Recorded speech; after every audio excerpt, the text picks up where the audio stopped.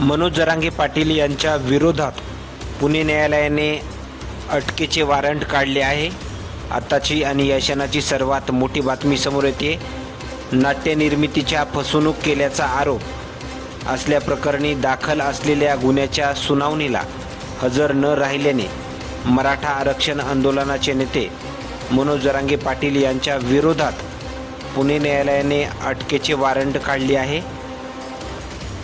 नाटकाचे प्रयोग आयोजित करून त्यांचे पैसे न दिल्याप्रकरणी जरांगे यांच्यासह अर्जुन प्रसाद जाधव आणि दत्ता बहिर यांच्या विरोधात फसवणूक व अपहार केल्याप्रकरणी कोथरूड पोलीस ठाण्यात गुन्हा दाखल आहे।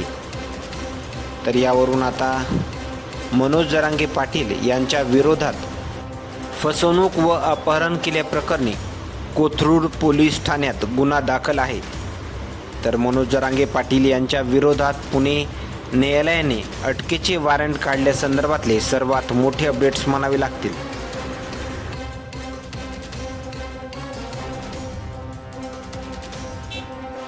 आपल्या भागातील महत्त्वपूर्ण बातम्या पाहण्यासाठी आजच आमच्या सूर्योदय न्यूज चॅनलला सबस्क्राईब करा आणि बेल आयकॉन प्रेस करा। आणि तुम्ही जर आमच्या बातम्या फेसबुकवर पाहत असाल तर आजच आमच्या फेसबुक पेजला लाईक, शेअर आणि फॉलो करा।